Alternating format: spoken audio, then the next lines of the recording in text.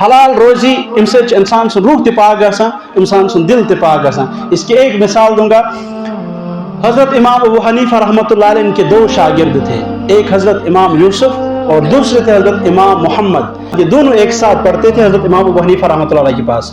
اور امام محمد رحمۃ اللہ علیہ لکٹ اور حضرت امام یوسف رحمۃ اللہ علیہ بڑ. اور امام محمد نے ایک کتاب لکھی ہے جس کتاب کا نام ہے مبسوط. اس مبسوط کو جب ایک یہودی نے دیکھا تو اس یہودی وہ مسلمان ہو گیا. پھر اس نے کہا دیکھو تمہارا یہ چھوٹا محمد اس کی کتاب کا یہ حال ہے جو تمہارا بڑا محمد محمد رسول اللہ اس کی کتاب کا کیا حال ہوگا، یعنی قرآن مجید کا. امام ابو حنیفہ رحمۃ اللہ ان کے دور میں ایک دوسرے امام تھے، وہ تھے حضرت امام مالک رحمۃ اللہ علیہ. دونوں ایک ہی زمانے میں رہتے تھے. اور جس دن حضرت امام ابو حنیفہ رحمۃ اللہ علیہ کا انتقال ہوا اسی دن حضرت امام شافعی رحمۃ اللہ علیہ پیدا ہوئے. اور امام شافعی یہ شاگرد ہیں حضرت امام محمد رحمۃ اللہ علیہ کے. اور امام شافعی کے شاگرد ہیں حضرت امام احمد بن حنبل رحمۃ اللہ علیہ.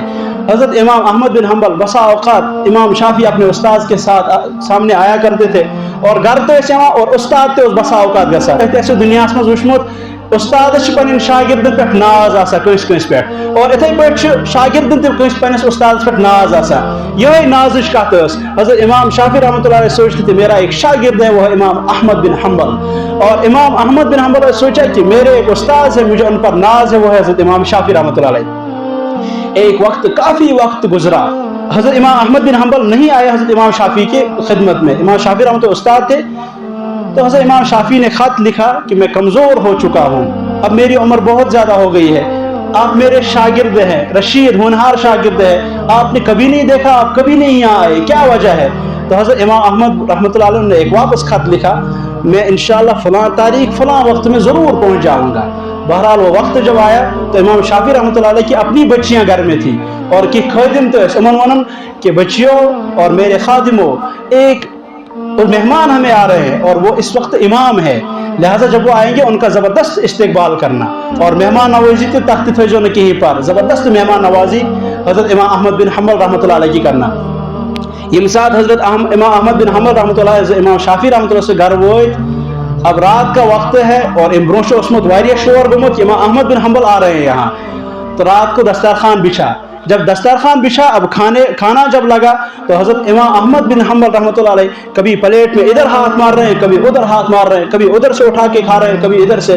تو وہ بچیاں دیکھ رہی تھی اور خادم تھی وچھا ہم ان کو تعجب پنی جائے کہ یہ کس امام سے مشن بات تگا وہ کھیون کے یہ کبھی یہاں سے اٹھا رہا ہے. حالانکہ طریق یہ ہے کہ انسان اپنے سامنے سے کھائے، لیکن اگر ورائٹی واریاہ زیادہ آسن واریاہ قسم کی سن تو انسان اگر تھوڑا تھوڑا تل اور چلے گا، لیکن طریق یہ ہے کہ اپنے سامنے سے کھائے.